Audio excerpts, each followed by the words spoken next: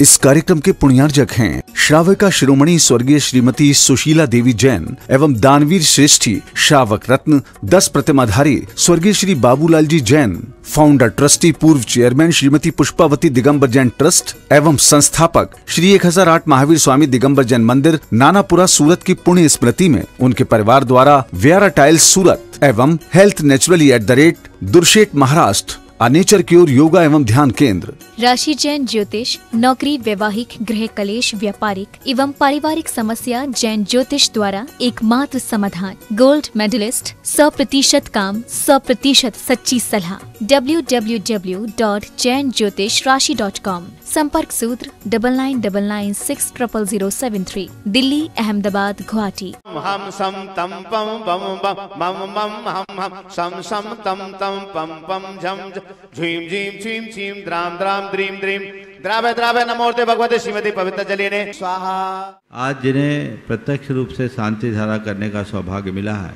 इस महाअनुष्ठान के उभय सौधर्मिन सुरेंद्र प्रीति, विनय जी जैन, ध्वजारोहण करता दिनेश जी, भावना जी विलगी, ओम जी अग्रवाल, किरण जी अग्रवाल रतलाम, और इधर दीपचंद जी छाबड़ा, मुन्ना लाल जी और यतीन्द्र जैन, जितने दोनों आपके दिनेश जी जैन, गजेंद्र जी जैन और दोनों ईशा सौधर्मीन, दोनों ईशान सानत कुमार महेंद्र, दोनों कुबेर, दोनों महायज्ञ नायक और इस महामहोत्सव के चक्रवर्ती वीरेंद्र जी, चंदा देवी जी बड़जात्या, इनके परिवार में सुख शांति समृद्धि उत्तम स्वास्थ्य की वृद्धि हो। आज प्रत्यक्ष रूप से जिन्होंने शांति धारा का पुण्य लाभ लिया, वीरेंद्र चंदा देवी बड़जात्या धुलियान, गुणायत ट्रस्टी रमन लाल जी जैन अहमदाबाद पालड़ी, प्रकाश जी पाटनी पूना, भंवर लाल जी नीरज पचौरी गुणायत ट्रस्टी भिंडर, कैलाश चंद जी श्रीपाल जैन इंदौर और प्रकाश पाटनी पुणे, इनके परिवार में सुख शांति समृद्धि उत्तम स्वास्थ्य की वृद्धि हो।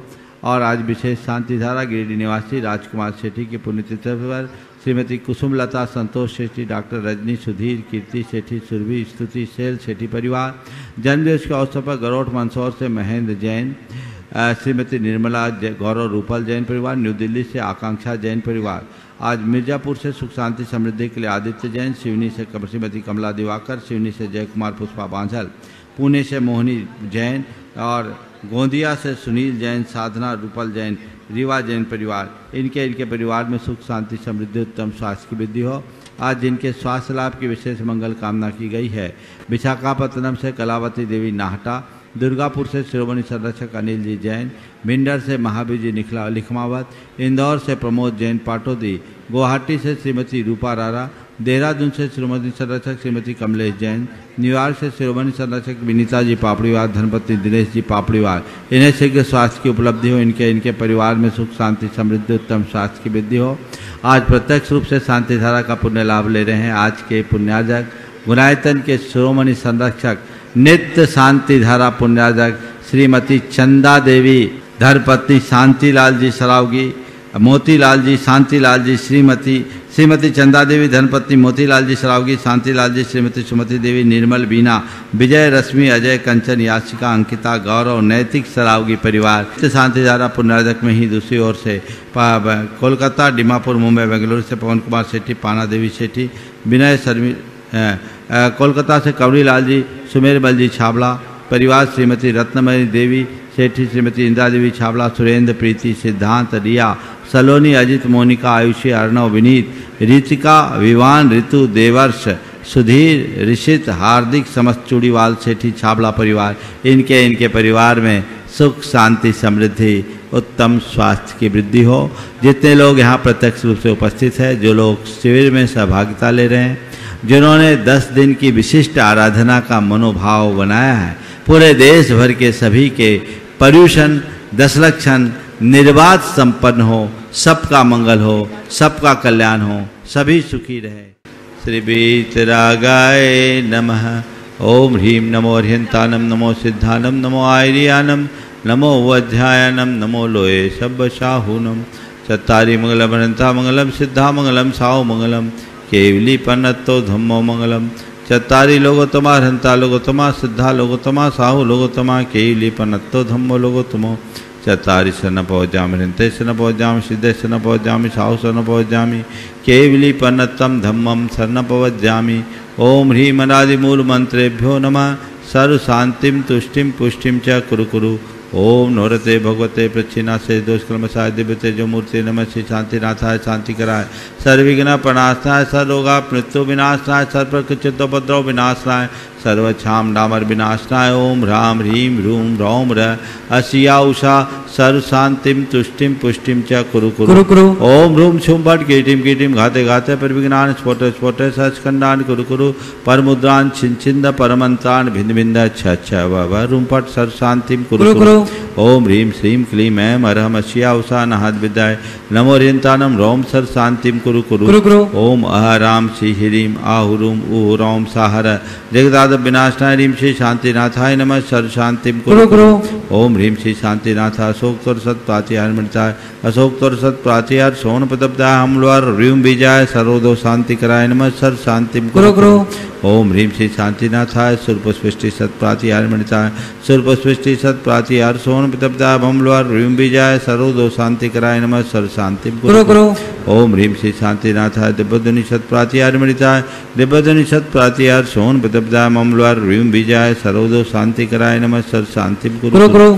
ओम ह्रीम श्री शांतिनाथाय चाम्रोत्तोलन सत प्रातिहार मृताय चाम्रोत्तोलन सत प्रातिहार सोन प्रतपदाय रमलवार ह्रीम बीजाय सर्वदो शांति कराय नमः। सर शांतिम कुरु कुरु। ओम ह्रीम श्री शांतिनाथाय सिंहासन सत प्रातिहार मृताय सिंहासन सत प्रातिहार सोन प्रतपदाय घमलवार ह्रीम बीजाय सर्वदो शांति कराय नमः। सर शांतिम कुरु कुरु। ओम ह्रीम श्री शांतिनाथाय महामंडल सत प्रातिहार मृताय महामंडल सत प्रातिहार सोन प्रतपदाय झमलवार ह्रीम बीजाय सर्वदो शांति कराय नमः। सर शांतिम कुरु कुरु। ओम ह्रीम श्री शांतिनाथाय दुंदुभि सत प्रातिहार मृताय दुंदुभि सत प्रातिहार सोन प्रतपदाय स्मलवार ह्रीम बीजाय सर्वदो शांति कराय नमः। सर शांतिम कुरु कुरु। ओम ह्रीम श्री शांतिनाथाय छत्तर सत प्रातिहार मृताय छत्तर सत प्रातिहार सोन प्रतपदाय खमलवार ह्रीम बीजाय सर्वदो शांति कराय नमः। सर शांतिम कुरु कुरु। ओम ह्रीम श्री शांतिनाथाय प्रातिहार्या सहिताय बीजाष्ट मंडन मणिताय सर्वविघ्न शांति कराय नमः। सर शांतिम कुरु कुरु। ओम ह्रीम अरहम नमो जिनानम सर शांतिर्भवत्। ओम ह्रीम अरहम नमो ओहि जिनानम सर्व शांतिर्भवतु। ओम ह्रीम अरहम नमो परमोहि जिनानम सर्व शांतिर्भवतु। ओम ह्रीम अरहम नमो सब्बोहि जिनानम सर्व शांतिर्भवतु। ओम ह्रीम अरहम नमो अनंतोहि जिनानम सर्व शांतिर्भवतु। ओम ह्रीम अरहम नमो कोठ बुद्धिनम सर्व शांतिर्भवतु। ओम ह्रीम अरहम नमो बीज बुद्धिनम सर्व शांतिर्भवतु। ओम ह्रीम अरहम नमो पदानुसारिणम सर्व शांतिर्भवतु। ओम ह्रीम अरहम नमो सम्मिन सोदारानम सर्व शांतिर्भवतु। ओम ह्रीम अरहम नमो स्वयं बुद्धानम सर्व शांतिर्भवतु। ओम ह्रीम अरहम नमो पत्ते बुद्धानम शांतिर्भवतु। ओम ह्रीम अरहम नमो बोहि बुद्धानम सर्व शांतिर्भवतु। ओम ह्रीम अरहम नमो उजु मदीनम सर्व शांतिर्भवतु। ओम ह्रीम अरहम नमो विपुल सर्व मदीनम शांतिर्भवतु। ओम ह्रीम अरहम नमो दश पुबीनम सर्व शांतिर्भवतु। ओम ह्रीम अरहम नमो चौदश पुबीनम सर्व शांतिर्भवतु। ओम ह्रीम अरहम नमो ठंग महानिमित्त कुशलानम सर्व शांतिर्भवतु। ओम ह्रीम अरहम नमो बनिधि पत्तानम सर्व शांतिर्भवतु। ओम ह्रीम अरहम नमो विद्याहरानम ओम ह्रीम अरहम नमो चारणानम सर्व शांतिर्भवतु। ओम ह्रीम अरहम नमो पन्न शमनानम सर्व शांतिर्भवतु। ओम ह्रीम अरहम नमो आकाशगामिनम सर्व शांतिर्भवतु। ओम ह्रीम अरहम नमो आशि विशानम सर्व शांतिर्भवतु। ओम ह्रीम अरहम नमो डिठ्ठ विशानम सर्व शांतिर्भवतु। ओम ह्रीम अरहम नमो उग्गतवानम सर्व शांतिर्भवतु। ओम ह्रीम अरहम नमो दित्तवानम सर्व शांतिर्भवतु। ओम ह्रीम अरहम नमो तत्तवानम सर्व शांतिर्भवतु। ओम ह्रीम अरहम नमो महातवानम सर्व शांतिर्भवतु। ओम ह्रीम अरहम नमो घोर तवानम सर्व शांतिर्भवतु। ओम ह्रीम अरहम नमो घोर गुणानम सर्व शांतिर्भवतु। ओम ह्रीम अरहम नमो घोर परक्मानम सर्व शांतिर्भवतु। ओम ह्रीम अरहम नमो घोर गुणमं भयारिनम सर्व शांतिर्भवतु। ओम ह्रीम अरहम नमो आमो सही पत्तानम सर्व शांतिर्भवतु। ओम ह्रीम अरहम नमो खेलो सही सर्व पत्तानम शांतिर्भवतु। संपूजिकानां प्रतिपालकानां यतीन्द्र श्यामा तपोधनानां देशस्य राष्ट्रस्य पुरस्य राज्ञ करोतु शांतिं भगवान जिनेन्द्र।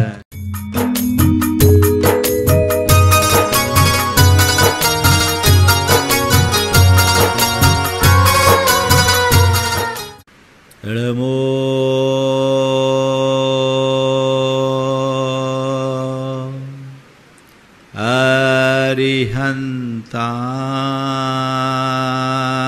अरिहन्ताणम् नमो अरिहन्ताणम् नमो सिद्धाणम्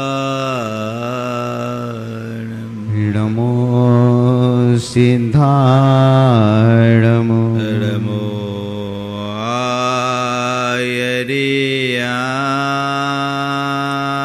आयर्याणम् नमो आयर्याणम्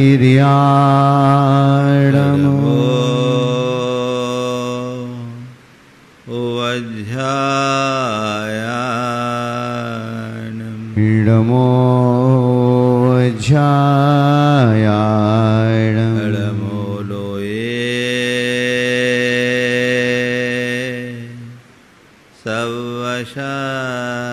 सवशाहुनम् नमो लोये सवसाहुनम् सो पंच नमो यारो एसो पंच नमो यारो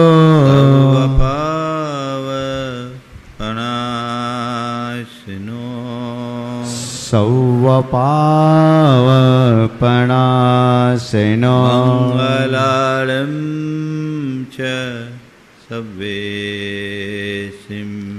मंगलाणं च शवेशिं परमं होयि मंगलम् पडुमं होयि मंगलम्। जय बोलो देवादिदेव खदराज श्री भगवान महावीर स्वामी की जय जय जय। अहिंसा परमो धर्म की जय जय जय। परम पूज आचार्य गुरुवर श्री विद्यासागर जी जय जय जय। पूज्य मुनिवर श्री प्रमाण सागर जी महाराज की, पूज्य मुनिवर श्री निर्वेक सागर शीतल सागर जी महाराज की, समस्त मुनि संघ की नमोस्तु। 10 लक्षण पर्व का पहला दिन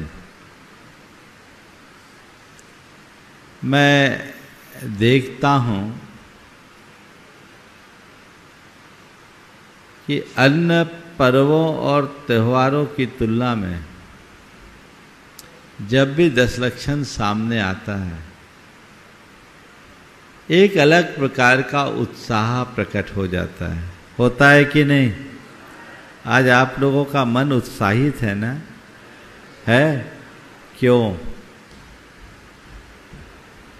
आपके मन में इतना उत्साह, उल्लास, उमंग क्यों? कभी सोचा ये उत्साह क्यों, ये उल्लास क्यों, ये उमंग क्यों? बताइए, है कि नहीं? पहले तो ये बताइए। अरे महाराज कैसी बात करते हैं? क्यों है? इसलिए कि ये 10 दिन मेरे जीवन के शुद्धिकरण के दिन हैं, मेरे जीवन के रूपांतरण के दिन हैं, ये धर्म धारण करने के दिन हैं। और जिस मनुष्य के हृदय में धर्म के प्रति प्रगाढ़ रुचि होती है, वो जब भी धर्म का मौका आता है उसका उत्साह, उसके मन की उमंग अपने आप बढ़ते जाती है, बढ़ते जाती है, बढ़ते जाती है। आप सबके मन का उत्साह हमारे मन को भी आनंदित कर रहा है। पूरा पांडाल छोटा पड़ गया, अरे वह भी रोक देने पर कि भाई अब तो सीट फुल हो गई, उसके बावजूद मैं आप सबसे ये कहता हूं 10 दिन के इस 10 लक्षण में सहभागी बनने के लिए जितना उत्साह है उसका एक अंश इन्हें जीवन में धारण करने के लिए जग जाए, पूरे जीवन का काया पलट हो। मैं इन 10 दिनों में आपसे कुछ नहीं कहूँगा। हमारा केवल एक ही प्रयास होगा कि 10 दिनों में आपके मन का उत्साह उत्तरोत्तर बढ़े, उत्तरोत्तर बढ़े, उत्तरोत्तर बढ़े। उत्साह इतना बढ़े कि वही उत्साह आपके जीवन की राह बन जाए, जीवन के लिए एक रास्ता दिखा दे। प्रयास हमें उसका ही करना है। पहला दिन है, गाड़ी अपने निर्धारित समय से काफ़ी लेट चल रही है, वो चलना ही चाहिए। पहले दिन तो सब होता ही है, ऐसे देखा जाए तो थोड़ा बिफोर है, पर मैं तय समय में अपनी पूरी बात करूँगा। सीधे सीधे बात पर आता हूँ। आज क्षमा की बात है। हम लोग क्या करते हैं, रोज एक एक दिन एक एक धर्म की बात सुनते हैं और दूसरे दिन भूल जाते हैं और ये मन में बैठा देते हैं कि मेरा धर्म एक दिन का है, एक दिन एक धर्म करो, काम खत्म। नहीं, धर्म की बात एक दिन सुनो और पूरे जीवन भर उसे आचरो, तब जीवन धन्य होगा। आज कुछ सूत्र मैं आपको क्षमा के संदर्भ में दूंगा। क्षमा क्या है? ऐसा कोई व्यक्ति नहीं जिसके हृदय में क्षमा न हो। आप सब क्षमा मूर्ति हो।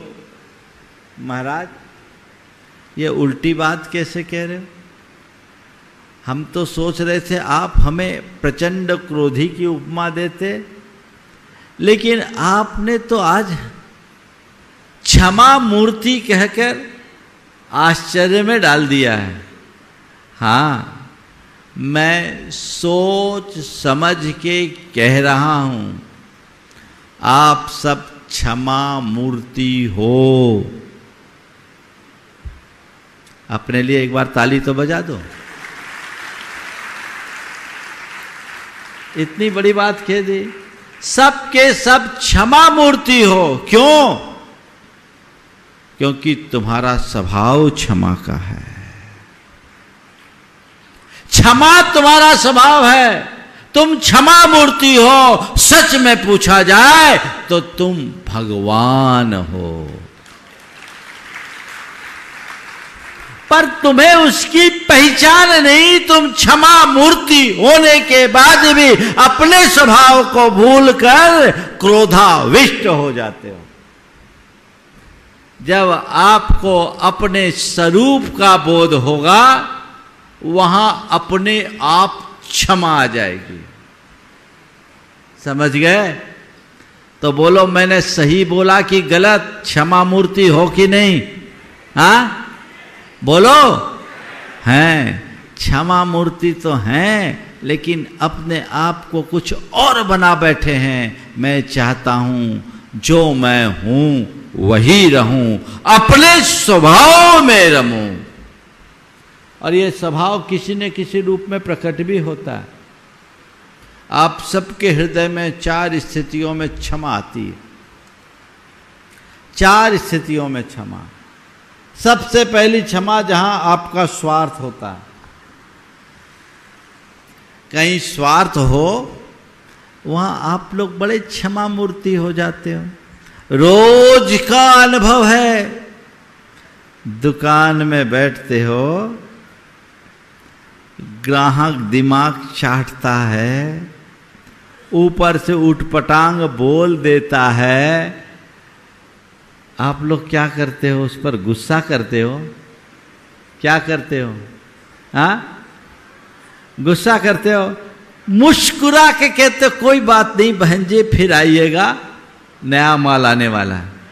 मैं बहन जी बोल रहा हूं, इसका मतलब ये नहीं कि भाई जी नहीं करते, वो भाई जी भी हो सकते हैं, पर दिमाग चाटने का काम बहन जी ज्यादा करते, इसलिए मैंने प्रमुखता उल्लेख की। कोई बात नहीं, आप फिर आइएगा। सामने वाला बोल रहा आपकी दुकान में तो कुछ है ही नहीं, 1 घंटे से 50 आइटम दिखा दिया, ऊपर से कहा जा रहा कुछ है नहीं, और इतना ही नहीं, 1 कदम और आगे आप तो लूट रहे हो। बोलो सामान्य परिस्थिति में कोई तुम्हें लुटेरा कह दे तो तुम क्या करोगे? क्या करोगे? महाराज कह के तो देखे, फिर बाद में पता लगेगा हम क्या करेंगे, छोड़ेंगे नहीं। लेकिन वह तुम्हें ऐसी बात कह रहा है, तुम चुपचाप सुन रहे हो। क्यों? ग्राहक है। ग्राहक के सामने हमें बड़े सलीके से पेश आने की जरूरत है। ग्राहक के साथ यदि हम विपरीत बर्ताव करेंगे तो पूरा धंधा ही चौपट हो जाएगा। वो ग्राहक है, मैं दुकानदार हूं। एक दुकानदार का ये धर्म है कि ग्राहक के सामने नम्र रहे, वह अपने स्वभाव में रहे। जिस दुकानदार को इस बात का होश रहता है कि मेरा कर्म क्या है, मेरा धर्म क्या है, वो कभी भी उखड़ता नहीं। पर कुछ बदमिजाजी ऐसे भी मिल सकते हैं, मिल जाते हैं, जो ग्राहक से ही उलझ पड़े, उसका भट्ठा बैठ जाता है, होता है ना। अगर तुम अपने स्वभाव को ध्यान में रखोगे तो क्रोध प्रकट ही नहीं होगा और तभी अपना बेड़ा पार कर पाओगे। जो स्वभाव को ध्यान में रखते हैं, क्रोध मुक्त होते हैं, उनका बेड़ा पार होता है। और जो स्वभाव को भूल जाते हैं, उनका बंटा धार हो जाता है। अभी तक क्या होता रहा है? अभी तक क्या होता रहा? बेड़ा पार की बंटा धार? हाँ, अभी तक तो बंटा धार हुआ। हे भगवान, अब मुझे बेड़ा पार करना है और बेड़ा पार करने के लिए मैं क्षमा मूर्ति हूं, इस भाव को याद करना है। कभी कभी दूसरे क्रम में आप लोग क्षमा रखते हो। कब? जब कोई मजबूरी आ जाए तब, दबावश, डरवश, प्रभावश। हकीकत में वो क्षमा नहीं, एक प्रकार का कॉम्प्रोमाइज होता है। अगर कोई किसी का बॉस हो, वो अपने सब ऑर्डिनेट को झाड़ रहा हो, क्या करते हैं आप लोग? हाथ जोड़ के मुंडी नीचे करके चुपचाप खड़े, जी सर, जी जी जी, इसके अलावा कुछ? सामने वाला गालियां दे रहा है, अपशब्दों की बौछार लगा रहा है, फिर भी चुप। क्यों? इतनी सहनशीलता कहां से आ गई? कोई प्रवचन में सुन के आए, अरे महाराज इतनी सी बात आप भी नहीं जानते, बॉस से उलझेंगे तो खाएंगे क्या, है ना।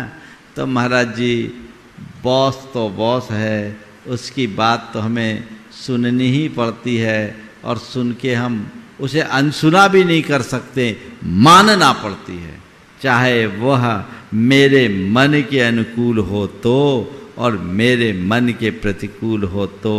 क्योंकि जो मेरा बॉस है उसकी बात मानना मेरा कर्म है, मेरा धर्म है। मान लिए? जो बात बॉस कहे वही बात घर में आकर तुम्हारा बाप कहे, बर्दाश्त करोगे?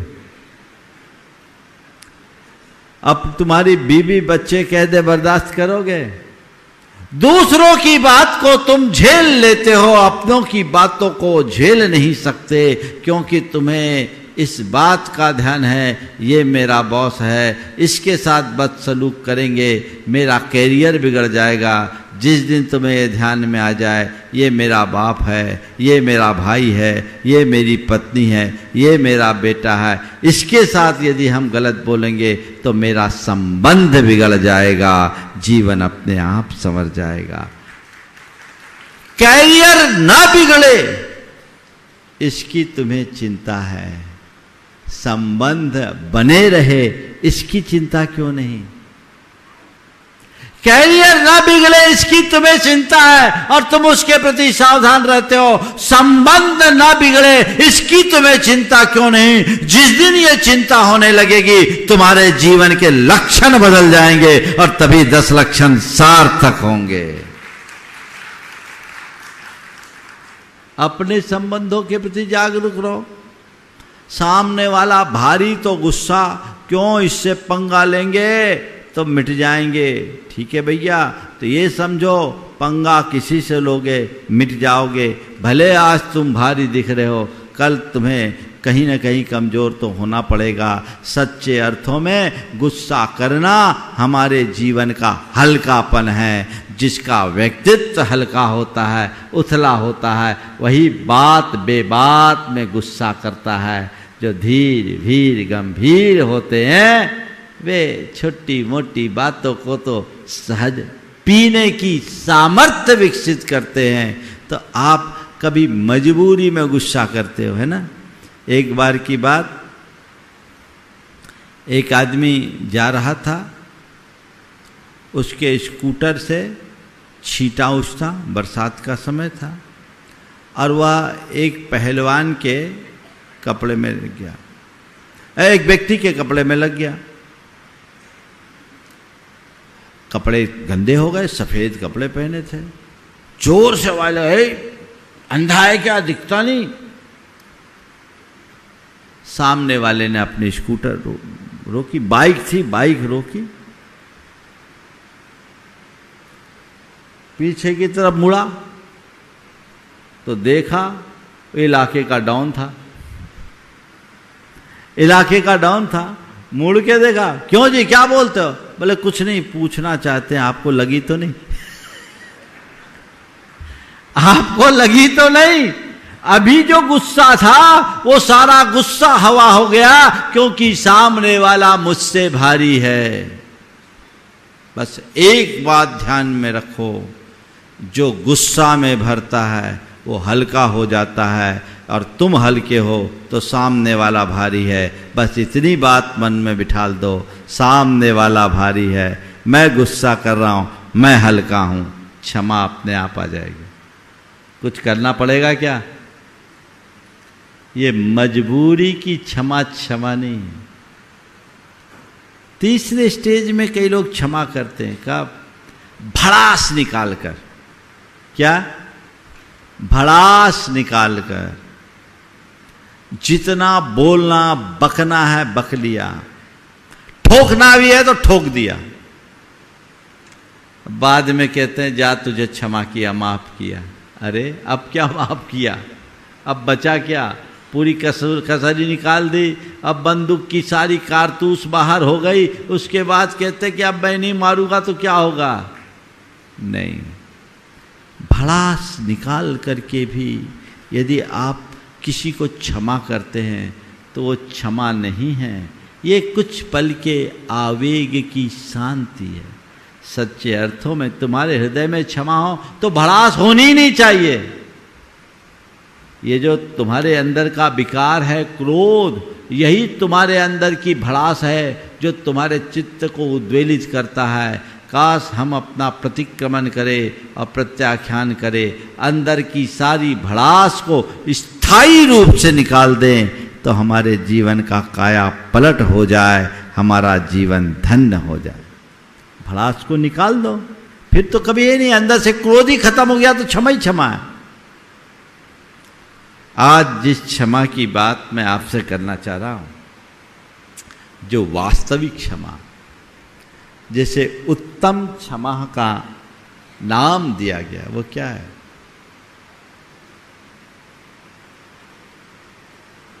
क्रोध का निमित्त आने पर भी क्रोध न करना।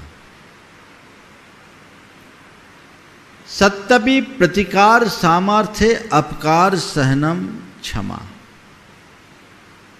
कोई क्रोध का कारण आए और गुस्सा ना करो। तुम्हारे पास इतनी सामर्थ्य है कि सामने वाले को मसल दो,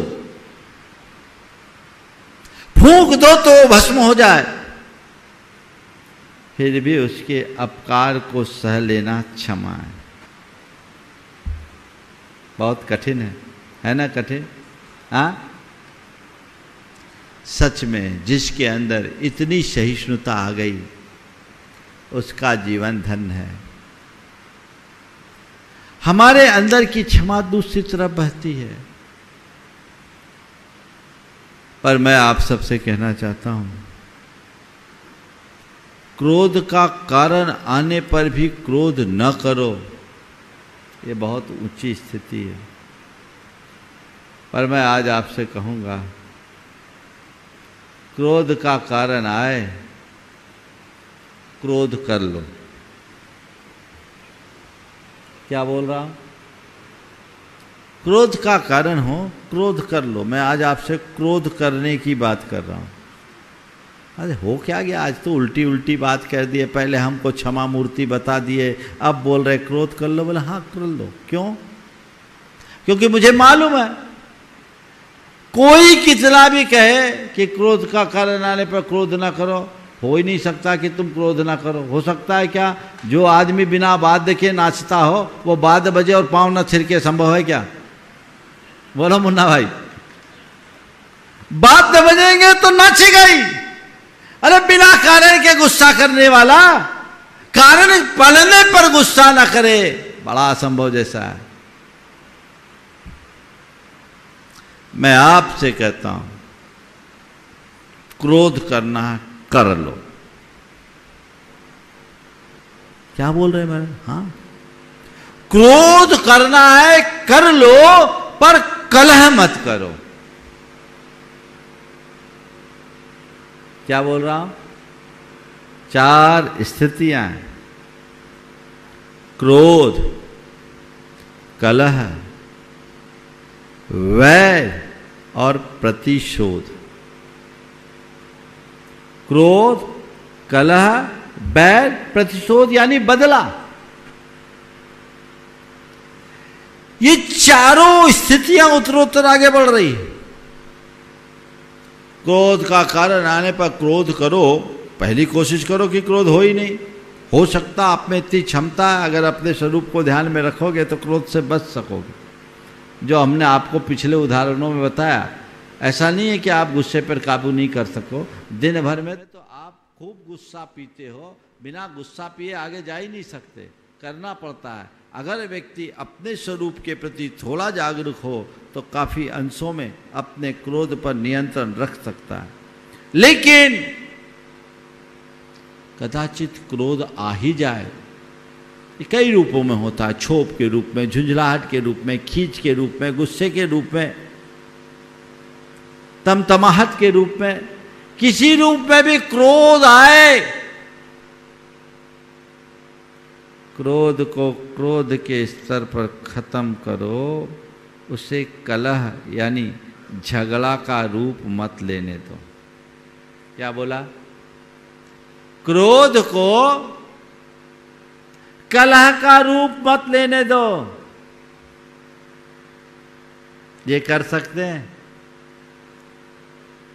क्रोध कब कलह में परिवर्तित हो जाए पता है क्या? प्राय लोग क्रोध करते हैं और क्रोध करने के बाद कलह करना शुरू कर जाते हैं। मैं आपसे कहता हूं, क्रोध करो। कदाचित तुम्हें एहसास हो जाए कि मुझसे क्रोध हो गया, तो जैसे तुम्हें इस बात का आभास हुआ कि मैंने क्रोध कर लिया, तुरंत आभास होते ही सामने वाले से क्षमा मांग लो। भाई साहब माफ करना, मुझसे बड़ी भूल हो गई, मुझे बड़ी ग्लानि है, मैंने गलत किया, मुझे क्षमा करना। अगर आत्मक ग्लानि के साथ अगर क्रोध होते ही क्षमा मांगने और क्षमा करने की आदत आ जाए तो क्रोध कलह का रूप नहीं ले सकता। ले सकता है क्या? आप इतना कर सकते हो कि नहीं? बोलो। गुस्सा आया, गुस्सा किया, या किसी ने हम पर गुस्सा किया, दोनों चीजें दोनों तरफ से होता है। मुझे क्रोध आए या कोई के क्रोध का शिकार बनना पड़े, उसको वहीं खत्म करना है, मामला वहीं रफा दफा करना है। मुझे अपने मन को साफ रखना है, निर्मल बनाना है। सारा अहंकार एक तरफ करो और दोनों हाथ जोड़ो। मामला खत्म। हो सकता है कि नहीं महाराज? हो तो सकता है, पर क्या होता नहीं? होता नहीं कि करते नहीं? क्या है बोलो? होता नहीं कि करते नहीं? हाँ, करते नहीं। तो भैया हम क्या करें? करना तो पड़ेगा। आज घर परिवार में तुम जिनके साथ रहते हो, जिनके साथ तुम्हारे लिए जीना मरना है, जिनके साथ उठना बैठना है, जिनसे तुम्हारा रिश्ता नाता है, कोई दो चार प्रसंग ऐसे बनते ही हैं जिसमें आपसी मतभेद होते हैं और उस मतभेद में एक दूसरे के विरुद्ध टीका टिप्पणी आरोप प्रत्यारोप भी हो जाते हैं। लेकिन उनके बाद उस मामले को आप क्या करते हो? पकड़ करके बैठे रहते हो या वहीं खत्म करते हो? हाँ, क्या करते हो? बच्चों जैसा जीवन याद करो। जब अपना बचपन था कितनी बार अपने दोस्तों के साथ खेले और खेल खेल में कट्टी हो जाती होती, लेकिन कट्टी कब दोस्ती में परिवर्तित हो जाए कोई पता ही नहीं। वो कट्टी भी थोड़ी देर की है। काश हमारा मन बच्चों जैसा सरल हो जाए तो कट्टी भले हो पर खट्टी नहीं होगी, जीवन पवित्र बना रहेगा। आज एक संकल्प लीजिए, कोशिश क्रोध का उभार ना आने दूं, पर कदाचित क्रोध आ भी जाए तो कलह ना होने दूं। कलह की स्थिति तो आने ही नहीं देंगे। कर सकते हैं? हाँ, क्या फर्क पड़ता है? छोटा सा शब्द है क्षमा। आजकल आपने उसके लिए लिख दिया सॉरी, और देखो कैसे विडंबना है। छोटी मोटी बातों के लिए तो आप किसी को तुरंत सॉरी कह देते हैं, है ना, सॉरी। लेकिन जहां आपको सॉरी कहना वहां क्यों नहीं? बोलो, ये क्या है? ये है हमारे अंदर का ईगो। चलो एक थोड़ा सा प्रयोग करता हूं। आप सब लोग अपनी आंखें बंद कीजिए। सब लोगों को आंखें बंद करना है, सोना नहीं है, केवल बंद करना है। आंखें बंद कीजिए कुछ पल के लिए। और आज हम दशरक्षण की शुरुआत करने जा रहे हैं। ये देखिए कि मेरे जीवन में ऐसा कौन व्यक्ति है जिससे मेरा कलह हो, जिससे मेरा झगड़ा चल रहा हो। इस पूरे वर्ष के दरमियान 1, 2, 4 आदमी का चेहरा आपकी आंखों के आगे आ रहा है कि नहीं?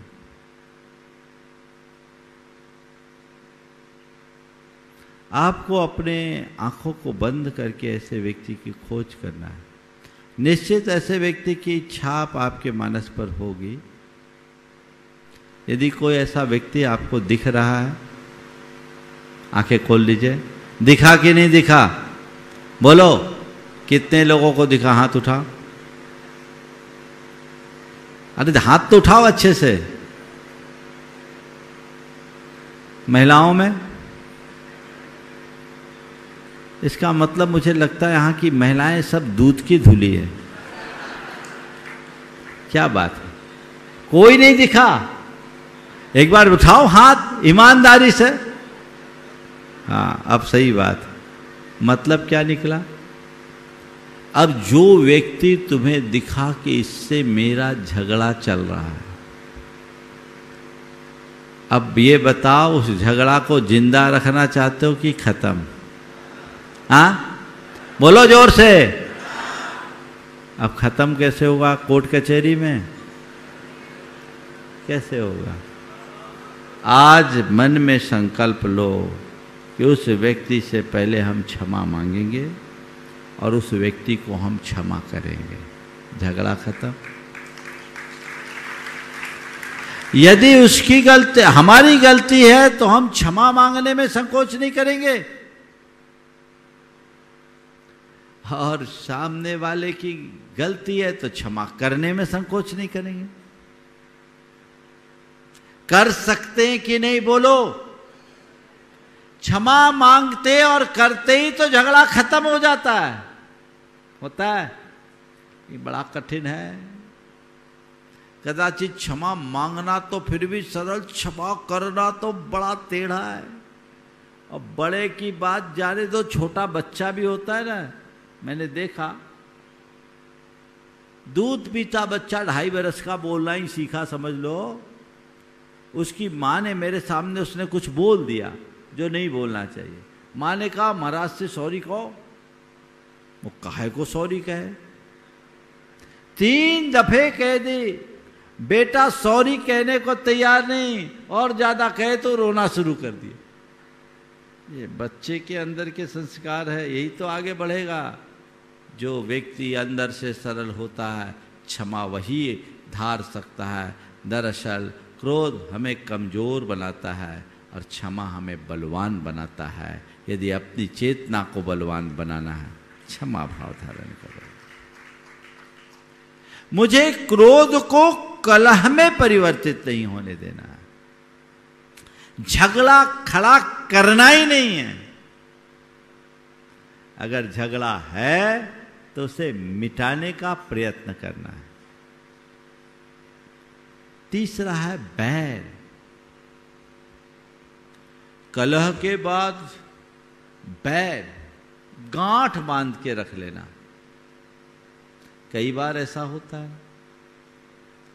किसी व्यक्ति के द्वारा कुछ गलत हो जाता है, कोई मिसचीफ होता है, दुर्व्यवहार होता है, क्रोध आता है, झगड़ा भी हो गया। हो सकता है परिस्थितिवश झगड़ा उस समय ज़्यादा न चले, या सामने वाला बलवान हो जाए, आप दांत पीस करके रह जाओ।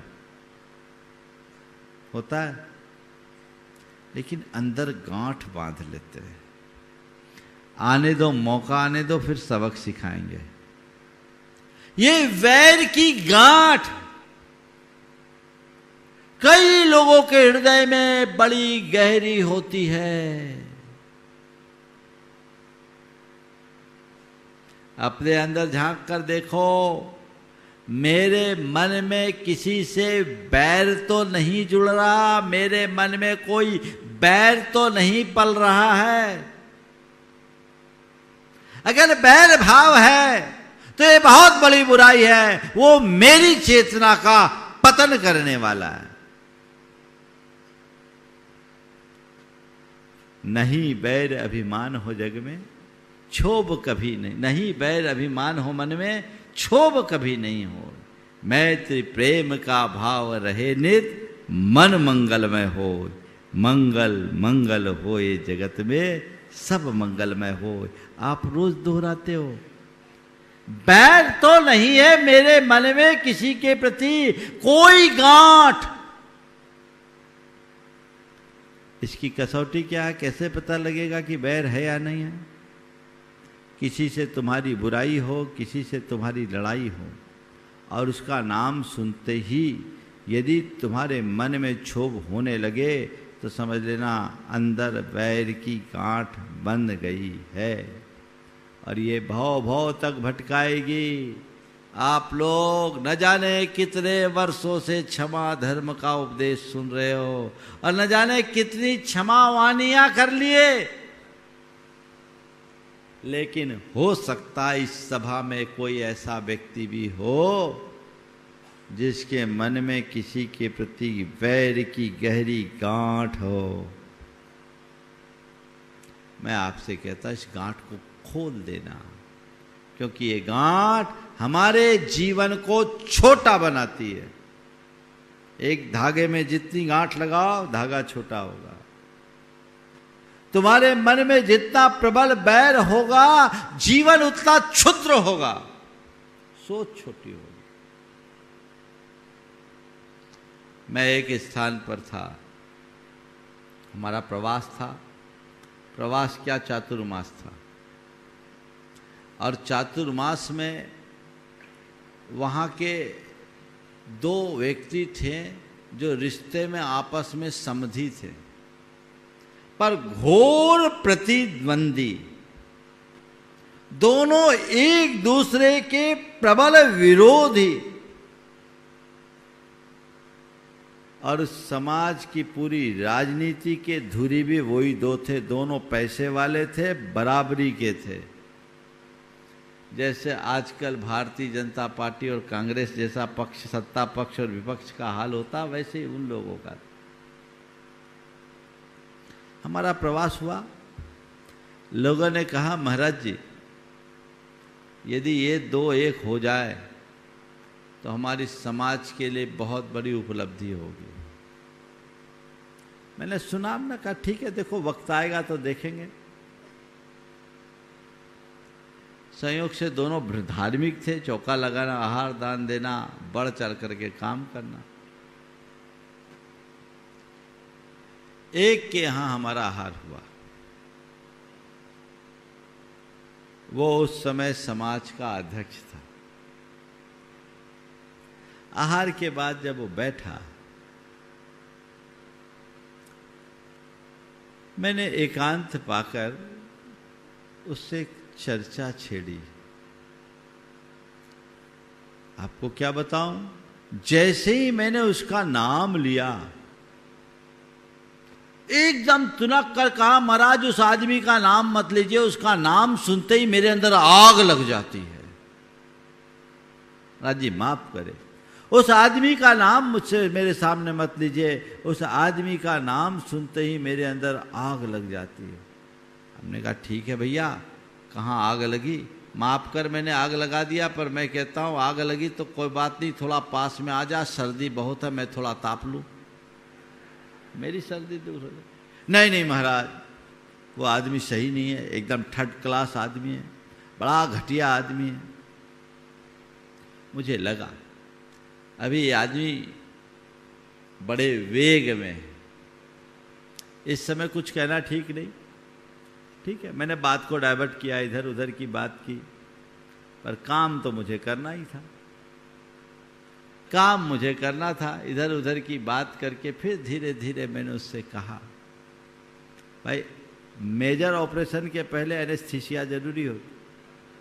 कुछ कथा प्रसंग सुनाया, उसके मन को ठंडा किया। फिर मैंने उससे बोला भाई ये बताओ उसके नाम सुन सुनकर आग क्यों लगती है? बोले महाराज बहुत घटिया आदमी है।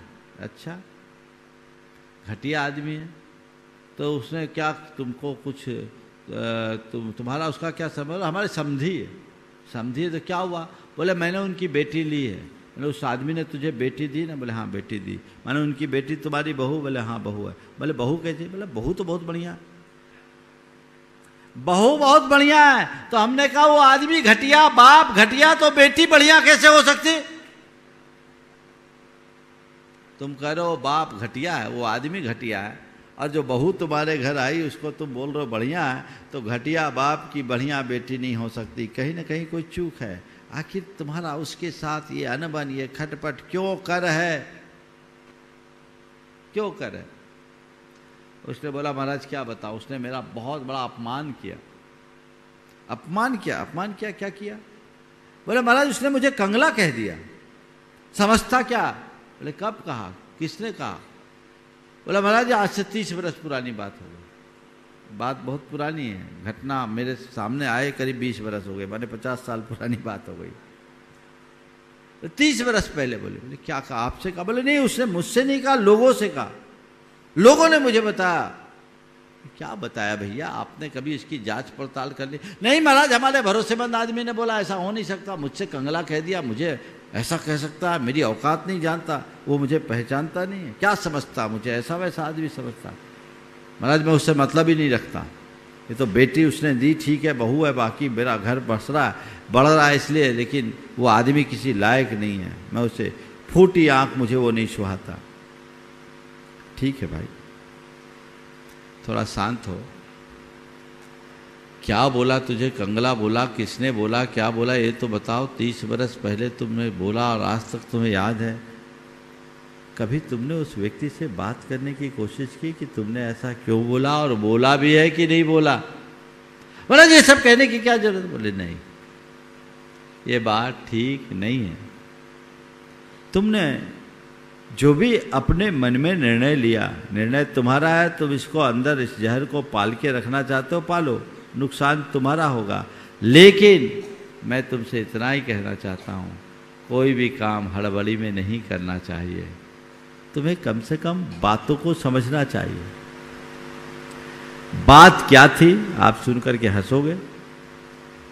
वो उस जमाने की बात थी जब शादी ब्याह होता था तो बाराती जाते थे, और बाराती जाते थे तो वर पक्ष के लोग वधू पक्ष के लोग को परेशान करते थे। सर्दियों में शादी हुई, सर्दियों में दिसंबर के महीने में शादी हुई, और कुछ लोग थे जो वर पक्ष के सुबह से परेशान कर रहे थे। अब रात के 12 बजे वो दही की लस्सी मांग रहे। अब लोगों ने आकर के लड़की के बाप से कहा कि ये 7-8 लोग हैं, बहुत परेशान कर रहे हैं, और ये सुबह से परेशान कर रहे, पता नहीं कैसे कंगले लोग हैं, जैसे कुछ खाए नहीं, अभी लस्सी मांग रहे, क्या करें। उन्होंने जो भी कहा होगा, ये बात सामने वाले के पास पहुंच गई। बोले ये बात, उसने तो ये बात बाद में मुझे मालूम पड़ी जब दूसरे से बात किया। मैंने उसे समझाया, उसके मन को शांत किया। उसने बोला महाराज मैं तो बात नहीं कर सकता उससे, मैं इस लायक उसे मानता ही नहीं। बोले तू बात मत कर, मैं बात कर लूँगा। अब बात करना नहीं है, बात बनाना है, और तुम्हें एक ही बात का संकल्प लेना है, इस मामला को निपटाना है। अभी तक खूब बैर पल गया, पता नहीं ये बैर आगे गया तो तुम्हारा सारा धर्म कर्म चौपट हो जाएगा। किस अर्थ का तुम्हारा पूजा पाठ, किस अर्थ का तुम्हारा व्रत उपवास, किस अर्थ का तुम्हारा दान पुण्य, ये सब व्यर्थ है यदि अंदर ऐसी कसाई की गांठ बांध के रखोगे। वो गया। उसके बाद मैंने दूसरे को बुलाया, मैं बात को समेट रहा हूँ, मुझे पूरी बात करनी है। उसको समझाया, वो भी वैसे ही था, दोनों एक से बढ़कर एक थे। तब तो 30 बरस का झगड़ा खिंचा हुआ था। फिर मैंने उसको समझाया, वो भी राजी हुआ, और दोनों को मैंने बुलाया बंद कमरे में। एक दूसरे पर पहले तो बड़े भड़ास निकली, आरोप प्रत्यारोप निकला हुआ। फिर जब सारी भड़ास निकली, मेरे संबोधन से दोनों का मन ढीला हुआ, और मैंने दोनों को गले लगाया। जो रोए है फूट फूट कर, सारे मन का मैल धुल गया। एक पल पहले जो एक दूसरे के धुर विरोधी थे, अब पक्के मित्र बन गए, और सब साथ साथ चल रहे। ये क्षमा की ताकत है। क्रोध मित्र को भी बैरी बना देता है, तो क्षमा शत्रु को ही नहीं शत्रुता को भी मिटा देती है, और जीवन आगे बढ़ जाता है। बैर मिटाइए, प्रेम जगाइए, क्षमा भाव को धारण कीजिए। मन में एक संकल्प जगाइए, मेरे मन में किसी के प्रति वैर की गांठ न रहे। और बैर के और आगे है प्रतिशोध, बदला। ये और भयानक है। प्रतिशोध में व्यक्ति के हृदय में एक आग लगती है। वो मौका देखता है, और मौका देखकर किसी न किसी प्रकार से सामने वाले से बदला लेने की चाल करता है कि किसी भी तरह से जब मौका आए, मैं अपनी प्रतिशोध की ज्वाला को शांत करे। व्यक्ति के हृदय में प्रतिशोध की ज्वाला जलती है, और वह दूसरों के लिए होती है, लेकिन जलना उसे खुद पड़ता है। ऐसा अपने जीवन में काम मत करना। कभी किसी से बदला लेने का कोई भाव मत रखो। ध्यान रखना, बदला लेने का मजा केवल एक दिन का होता है, जबकि क्षमा करने का आनंद पूरे जीवन का होता है। इस बात को याद रखना। अपने व्यवहार से सामने वाले को बदलो। बदला क्या लोगे? बदला लेने का क्या मजा? मजा तो तब है जब सामने वाले के दिल को बदल दो। यदि तुम्हारी सोच बदल जाए, क्षमा का भाव तुम्हारे हृदय में आ जाए तो मन में कोई झगड़ा नहीं, कोई बैर नहीं, कोई बदला का भाव नहीं, जीवन ही बदल जाएगा। अपने जीवन को बदलने का सत्प्रयास हम सबको करना है और आज से उसकी शुरुआत हुई है। आज दशलक्षण धर्म का पहला दिन है। आप सबका उत्साह देखते बन रहा है। इस उत्साह को उत्तरोत्तर वृद्धिंगत करे। हो सकता है आप लोगों की व्यवस्थाओं में थोड़ी बहुत कुछ कमियां रह गई हो। कमियां इसलिए रह गई, व्यवस्था 1000 की थी, आ गए 2000। हालांकि कमेटी की सम्मति से ही हुए, लेकिन यह आप समझ करके चलिए कि 1000 के 2000 होने में कई बार गड़बड़ियाँ तो हो ही जाती है।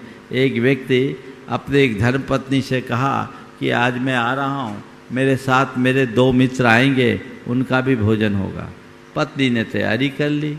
जब पहुँचे तो देखते 2 के साथ 4 और आ गए। अब 6 आ गए। अब 6 को तत्काल भोजन कराना है तो क्या करे, बड़ी मुश्किल पसोपेश में हो गई। पर गृहिणी कुशल थी, उसने अपनी जुगाड़ लगाकर काम की। जब थाली परोसी गई, बैठे तो एक को मजाक सूझी, क्योंकि दाल भी बहुत पतली थी और सब्जी भी बहुत पतली थी। एक को मजाक सूझी, उसने कहा भगवान कसम कपड़े दूसरे नहीं ने दाल में डुबकी लगा लेते। ये सब्जी है कि सब्जी की सब्जी? ये सब्जी है कि सब्जी की सब्जी? गृहिणी ने कहा क्या बताओ भाई साहब, मित्रों को बुलाए थे, मित्रों को बुलाए थे, मित्रों के मित्र आ गए, इसलिए सब्जी की सब्जी बनानी पड़ी। समझ गए? तो अगर सब्जी की सब्जी मिल जाए तो चुपचाप खा लेना, शिकायत मत करना। व्यवस्थाएं जो होती है हमें उसमें ही रहने का अभ्यास बनाना। और ये अपनी मानसिकता में एक बात बैठाओ कि मैं व्यवस्था के लिए नहीं आया, व्यवस्था को छोड़ कर आया हूं। बोलो, व्यवस्था छोड़ के ही आए ना। इसलिए व्यवस्था को नहीं देखना, अवस्था को देखना है। किसको देखना है? अगर आप लोग अवस्था को देखोगे तो अव्यवस्था होगी ही नहीं। हालांकि यहाँ की सारी व्यवस्था चाक चौबंद है, पहले से प्लान्ड है सब चीज़ें।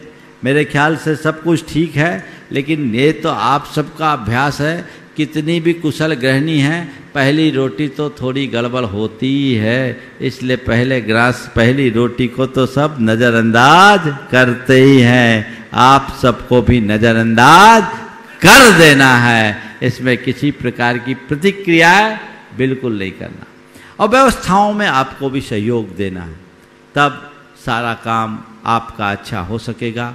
आप थोड़ा सोचिए, आप लोग तो 10 दिन धर्म ध्यान करने के लिए आए हैं, पर यहाँ जो लोग आपकी व्यवस्था में लगे हैं वो अपना धर्म ध्यान छोड़कर आपकी व्यवस्था में लगे हैं। उनसे शिकायत मत करना, धन्यवाद देना कि तुम लगे हो इसलिए हमारा काम हो रहा।